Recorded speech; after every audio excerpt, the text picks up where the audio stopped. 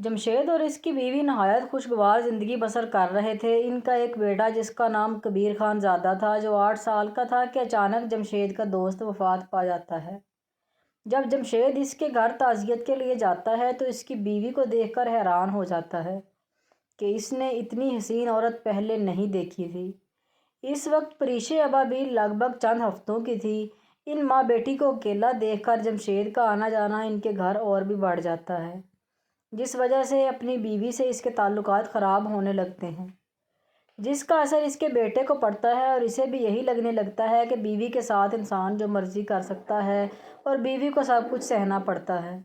इसी तरह एक दफ़ा जमशेद से इसकी अपनी ही बीवी का कत्ल हो जाता है और वो ये बात कबीर को नहीं बताता, बल्कि इसे अपने साथ पेरिस ले जाता है और पेरिस जाकर इसे बताता है कि इसकी माँ का कत्ल हो गया है, जो कि इस समिया यानी बेला की माँ ने किया है। ये सुनना कबीर के लिए एक सदमे से कम नहीं होता और इसके दिल में इस औरत के लिए नफ़रत ही नफ़रत होती है। लेकिन समिया की मौत से इसकी ये नफ़रत भी ख़त्म हो जाती है। जमशेद का एक मुलाज़म जो इसकी मुलाजमत से फ़ारग हो चुका था, जब इसे पता चलता है कि परिशे का अब इस दुनिया में कोई नहीं है, तो वो इसे अपने साथ ले आता है और इसके नाम के साथ अपना नाम लगाने की बजाय अबाबील लगाता है, ताकि ये जब बड़ी हो तो लोग इस पर सवाल ना उठाएं। शहाब इसका ख्याल अपनी औलाद से भी बढ़कर करता है, लेकिन वो इसे अपनी सच्चाई नहीं बताता कि कहीं वो इसे छोड़कर ना चली जाए। अब जब कबीर को पता चलता है कि समिया की बेटी इसके बाप के पीछे पड़ी है, तो इसकी नफ़रत दोबारा जाग उठती है। कल इसका निकाह है और अभी भी इसी कश्मकश में थी कि क्या करे। इसने अपना सारा सामान छान मारा, लेकिन इसे अपना मोबाइल ना मिला। अचानक बेला की नज़र एक रूम की तरफ गई जिसकी लाइट ऑन थी। इसे फ़ौरन याद आया कि इसने थोड़ी देर पहले कबीर को इसी रूम में जाते देखा था, मतलब कि ये इसका रूम था। वो फ़ौरन कबीर के रूम में जाने का मंसूबा बनाती है ताकि अपना मोबाइल इससे ले सके। जैसे ही वो कमरे के अंदर कदम रखती है तो सामने का मंजर देखकर इसके होश ही उड़ जाते हैं। वो कमरा किसी मैदान जंग से कम न था।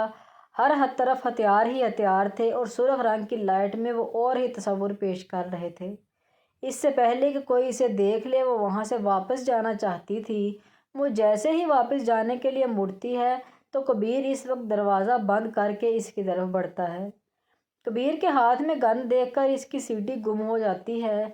अब खौफ की वजह से बेला कुछ भी बोल नहीं पाती। कबीर और इसके दरमियान में अब 2 इंच का फासला था, जिसे कबीर ने फ़ौरन इसे बाजुओं से पकड़कर इसका रुख दीवार के साथ लगाकर ख़त्म कर दिया। इसके इस अमल पर बेला की चीख निकलती है, लेकिन कबीर इसके मुंह के आगे हाथ रखकर इसकी आवाज़ अंदर ही दबा देता है और आहिस्ता आहिस्ता इसके कान के करीब अपना चेहरा लाता है। कहा था ना तुम्हें कि अपने कदम अभी इस घर के अंदर ना रखना। कहा था ना, कबीर पूरी कुव्वत से कहता है। वो मैं समझी तुम्हारा रूम। चुप, एकदम चुप। आज के बाद अगर तुमने मुझे तुम कहकर बुलाया तो याद रखना, इसकी गन की सारी गोलियां तुम्हारे अंदर उतार दूंगा। अब तक मैंने बर्दाश्त किया, लेकिन आज के बाद तुम मेरी मनकूहा होगी, इसलिए ज़बान संभाल कर बात करना। कबीर इसके कान से अपने होंठों को लगाते हुए कहता है और साथ ही गन इसके सर पर घुमाता है। कबीर का सारा वजन बेला के ऊपर था। वो तो दीवार का सहारा था, वरना तो बेला ने गिर ही जाना था। कबीर अब इसके कान से होता हुआ इसके बालों तक जाता है। इसके बालों की खुशबू को वो अपने आप को मुअत्तर करता है, जिसकी वजह से थोड़ा ठंडा होता है। बताओ क्या काम था तुम्हें? वो गन को दोनों आंखों के दरमियान लाता है। वो मैं कहना था कि बेला का सारा ध्यान गन की मूवमेंट की तरफ था, जिससे इसकी आवाज़ कांप रही थी और इसकी आवाज़ में साफ डर दिखाई दे रहा था। कबीर अब गन इसके होंठों पर रख देता है। डर की वजह से बेला अपनी आंखें बंद कर लेती है। गन की मूवमेंट और कबीर की गर्म सांसें बेला के चेहरे पर पड़ने की वजह से इसका चेहरा पसीने से तर हो जाता है, जबकि कबीर इसकी हालत से काफ़ी महफूज होता है। अब वो आहिस्ता आहिस्ता गन इसके होंठों के नीचे थोड़ी से होते हुए गर्दन तक ले जाता है, जिसकी ताब ना लाते हुए बेला कबीर की शर्ट को अपनी मुट्ठी में दबोच लेती है। चलो जाओ किचन में और मेरे लिए अच्छी सी कॉफ़ी बनाओ। कबीर इसको हुक्म देता इससे दूर हो जाता है। कबीर जाते हुए बेला को बाजू से पकड़कर इसे अपने साथ किचन में ले जाता है। चलो आज इस किचन में रिहर्सल करो और कॉफ़ी बनाकर मेरे कमरे में ले आना اور ہاں میرا کمرہ وہ ہے۔ اس کو انگلی سے اوپر کی طرف اشارہ کر کے اپنے روم میں چلا جاتا ہے۔ بیلا پہلے تو کافی ڈھونڈنے میں اتنا ٹائم لگا دیتی ہے، اس کے بعد کافی بنا کر اس کے روم میں داخل ہوتی ہے۔ کبیر اسے صوفے پر بیٹھا ہوا دکھائی دیا جس کے سامنے ٹیبل ہوتی ہے۔ کبیر اپنے فون میں بزی ہوتا ہے، اسی لیے وہ ٹیبل پر چائے رکھ کر وہاں سے جانے کے لیے واپس مڑتی ہے، لیکن اسے دروازہ خود بخود بند ہوتا نظر آیا۔ اسے سمجھ آ گیا کہ یہ کبیر نے ریموٹ سے بند کیا ہے۔ وہ واپس آ کر اس کے سامنے کھڑی ہو جاتی ہے۔ دیکھیے میں نے ریہرسل کر لی ہے، آپ دروازہ کھول دیں تاکہ میں باہر جاؤں۔ چلو ایک ریہرسل تو ہو گئی، اب کیوں نہ دوسری ریہرسل کی طرف بڑھا جائے۔ کبیر یہ کہتے ہوئے صوفے سے اٹھ کر اپنے قدم اس کی طرف بڑھاتا ہے۔ میں کچھ سمجھی نہیں۔ بیلا اس کے قریب آنے پر اسے نظر انداز کر کے دروازے کی طرف بڑھتی ہے۔ جب کبیر اس کا بازو پکڑ کر زور سے اپنے پاس کھینچتا ہے جس سے بیلا سیدھا اس کے سینے سے ٹکراتی ہے، کبیر اس کے گرد اپنے بازو حائل کر دیتا ہے۔ بتاتا ہوں دوسری ریہرسل، مطلب میاں بیوی والی ریہرسل، یہ کہہ کر کبیر اس کی گردن پر جھکنے لگتا ہے۔ اچانک سے بیلا کو اپنا تل یاد آتا ہے اور کبیر بھی بالکل اسی طرف جھک رہا ہوتا ہے۔ کبیر کے جھکنے سے پہلے وہ اپنی دوسری سائیڈ کبیر کے سامنے کر دیتی ہے۔ ابھی سے نخرے۔ کبیر اسے ایسا کرتا دیکھ اپنے جذبات پر قابو پا کر پیچھے ہٹتا ہے، کیونکہ وہ کبھی بھی اس کے سامنے کمزور نہیں پڑنا چاہتا، کہیں بیلا کو یہ نہ لگے کہ کبیر ہار گیا ہے اور اس طرح تو فرحان کی جیت ہو جائے گی۔ بیلا تیزی سے کبیر کے کمرے سے باہر نکل آتی ہے اور اپنے گلے میں لپٹے مفرل کو سیٹ کرتی ہے تاکہ اس کا تل کسی کو بھی نظر نہ آئے۔ جب سے اس نے ہوش سنبھالا تھا، شہاب صاحب نے اسے ایک بات کہی تھی کہ وہ جہاں بھی جائے گی کسی بھی طرح اس نے یہ تل سب سے چھپائے رکھنا ہے، اس پر کسی کی نظر نہیں پڑنی چاہیے، لیکن انہوں نے ایسا کیوں کہا اس کی سمجھ اسے ابھی تک نہیں آئی۔